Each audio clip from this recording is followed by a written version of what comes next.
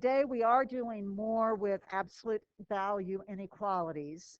The difference from what we've done before, in the past, we've just had absolute value bars that have only had x inside of them. Today we're going to have x plus something or x minus something all on the inside of the absolute value bars. Later on we can do 2x minus 7. We can put something times the x as well, but today it's still going to be 1x, but then with plus or minus some number in there. And I'm going to talk about a couple of different ways that you can think about doing these, and you'll get to choose whichever way seems to make the most sense to you to solve the problems. So one way we can do it, we have gotten used to, if we have the absolute value bars, we drop the absolute value bars, and then we write the rest of it just the way it was already printed. We keep the absolute value bars dropped, and we turn the inequality so it points the other way, and we change that other side between plus and minus. If it was plus, it's now minus. If it was minus, it's now plus. So we have a minus 4. And then we notice this was a less than. So do I need the word and or in between those two? Everybody shout it out. Now, to get x by itself, I have to add 2 to both sides. And so if the x's are less than 6 and greater than -2, I need to figure out where I'm shading on the number line. This could be my algebraic answer right there. And so let's see, this is reals, so I get to shade. Do I want to do open or closed circles on my endpoints? So one of my endpoints is -2. One of them is +6. And if I want to shade in all of the numbers that are less than 6 and also greater than -2, am I going to be doing both ends or the middle or just one end or just the other? Everybody point. What should I be shading in? Both ends, the middle, just one end, just the other. So good job. Most of you are pointing in between. It has to be less than 6 and also be greater than -2. That would be the part in between. Notice I could also write this inequality. If x is greater than -2, that part's the same as -2 is less than x. And then I'll keep that one the same, x is less than 6. So I could also write the algebraic form to say that the x is sandwiched in between the -2 and the +6. Both of my arrows point the same way, and the ends make sense. -2 is less than 6. So are we comfortable with that? Let's also think about this in terms of distance. Absolute value means distance, right? And so if we have x minus something, that means the distance between the x that we shade in and that something is less than 4. So this one is saying that the distance from any x that we want to shade to 2, because we take x minus 2, so the distance between x and 2 is less than 4. So here's the 2. The distance to something that I want to shade needs to be less than 4. Well, if I go this way, these are less than 4. These are okay to shade. Still less than 4 away, right? But once I get over here, these are bigger than 4, so I don't want to shade anything there. Is that much making sense as you're looking at this? So I could go from the 2 all the way up to the 6, but not including it because I have to stay less than 6. But I could also go the other way. As long as I don't go farther than 4 that direction, I'm still okay. So I haven't gone 4 yet. I've gone 1, I've gone 2 away, I've gone 3 away. But if I come over here, I'm too far. The farthest I can go is right up to, but not including the -2. So if you want, you may look at these and say, the opposite of this is the center point. This is the distance to the ends. And still do what you're used to with the less than or greater than, whether that is a conjunction shading in between, or disjunction shading out on the ends. But you still need to end up with an algebraic description of the solution and correctly graphing it on the number line. Let's try this next one using that kind of shortcut method.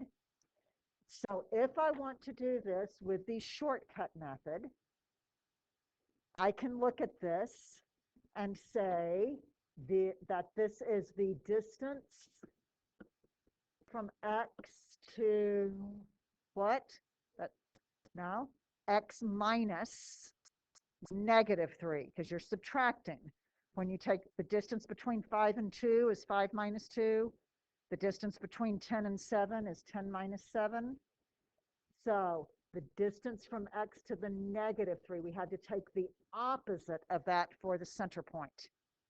So the opposite of the 3 would be the -3. That needs to be my center.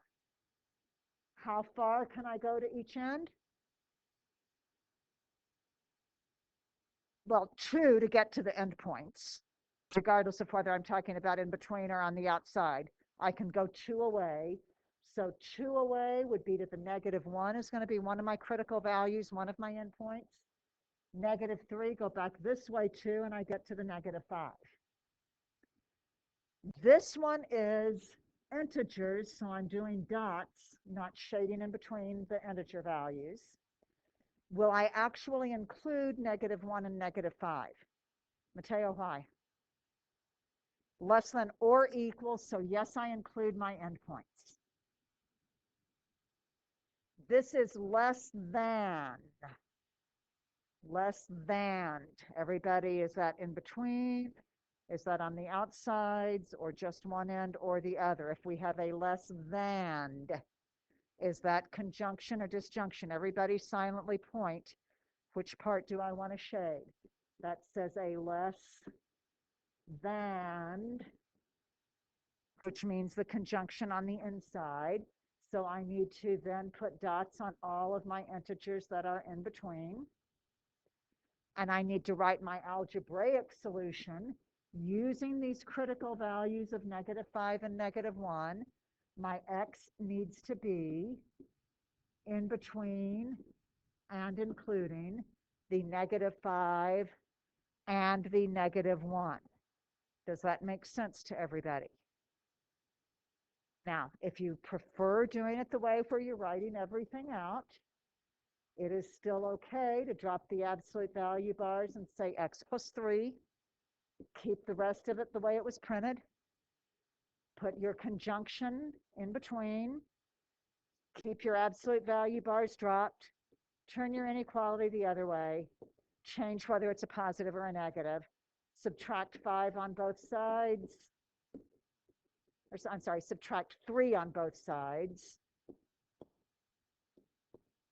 And you get the very same 2 values for your algebraic solution. Question? Center point what? The center point on this one needed to be the -3 because it has to be the opposite of what you see. And we had an x plus 3. So the opposite of plus 3 is the -3. Otherwise, it's totally wrong. If I were shading these points over here, those are totally different points and not the correct answer.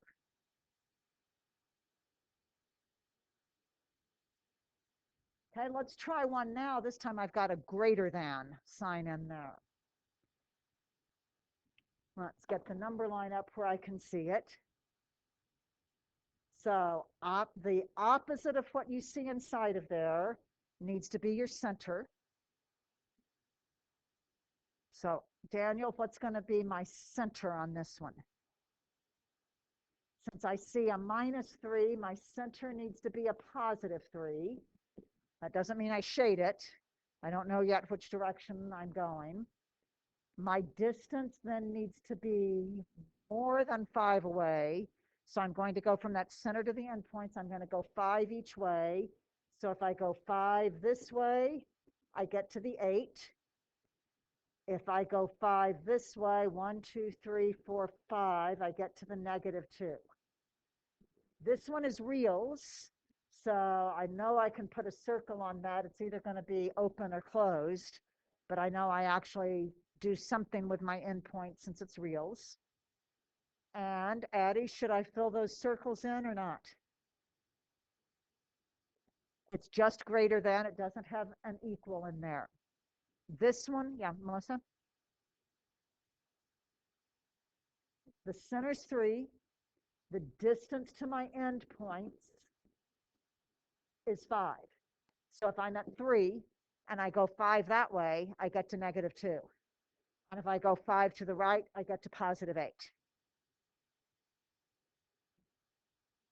Well, that's what we've got to figure out. The distance now has to be greater than 5 away. So everybody point to both outside ends, or just in one end, or just the other, or in between. If my distance is more than 5 away, if I have a great or, is that a disjunction or a conjunction? Where do I need to be shading? Good job, you guys are pointing to the ends. So 8.5, 9, 12, -2.1, all of those are more than 5 away. So that would be what we shade. And again, if you prefer, drop the absolute value bars, keep the rest of it the same, keep the absolute value bars dropped, turn the inequality sign, change whether the other number is a positive or a negative. Since it is great or, we know we need the word or in between. X is greater than 8, or X is less than, if I add 3, -2. And this algebraic description does describe what we've just shaded. And again, you need the algebra with just an X, not an X -3, not an absolute value in your final algebraic answer. Questions? Okay, let's try one more with integers in there, and then I've got 2 weird special cases to watch out for. So everybody write down what you think the center needs to be, and then what you think the endpoints need to be. And we'll worry about whether we actually include those endpoints or not in a few minutes. But just what would be the endpoints if you were figuring this one out? How far away do you go?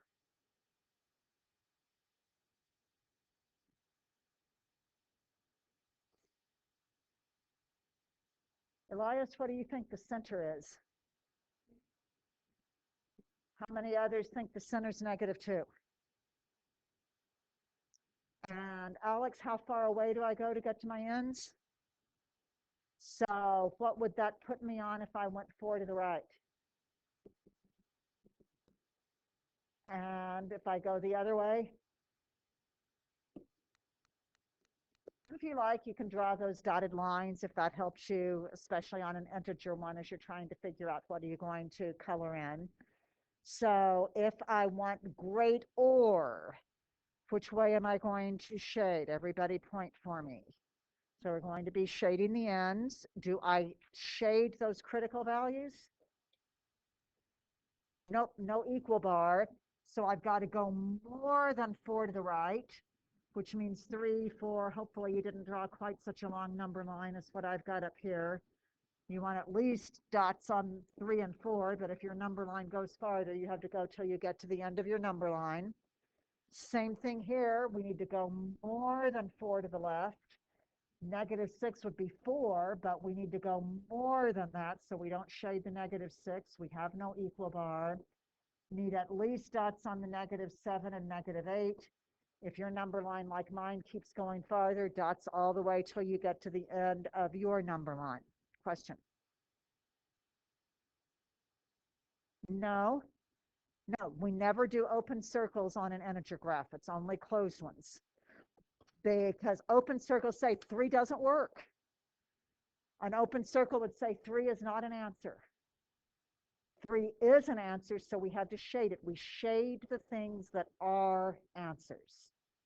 The only time we ever use open circles are if we have a real number line graph where we're using all reals for our domain, and we have less than or greater than, and do the opposite one, greater than we would shade like this. Less than, we would shade like that, but we never use open circles on an integer graph. So is everybody good with the graph? Now I want to describe that, but I want to use my critical values as I write it. Will I need the word or and in it since it's a disjunction? So I need or. So I have x is, using my critical value of -6. McKenna, how would I describe these?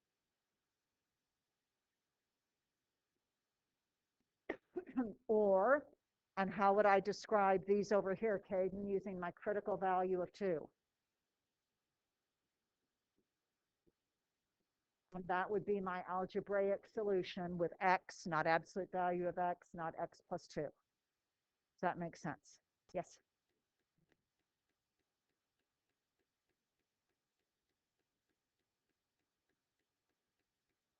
You have to do both. You have to have the algebraic solution where it's just an x, not absolute value of x, not x plus 2 or whatever. And you have to have the graph. Anybody with questions there? Okay, the special cases. The absolute value of what things is bigger than or equal to something negative. These are those trick cases, the absolute value of, I don't care whether I put an x plus 4 or an x. Kaylee? Yep. So the absolute value of everything. No matter what I put in there and get, I'm going to have something that gives me a 0 or a positive, and that's bigger than anything negative. So this didn't say the domain, but that would either be all reals or all integers. What about if we have the absolute value of what kinds of things? Didn't mean to do that. Get one up here we can actually read. The absolute value of what is less than something negative. When do you get the absolute value equals -5, equals -4.5, equals -100? Riley? Never. Nothing. So empty set. Think you guys can handle that? Not a lot different from what we've been doing, just that one extra little step in there. Okay, let me stop this and we'll get going on homework.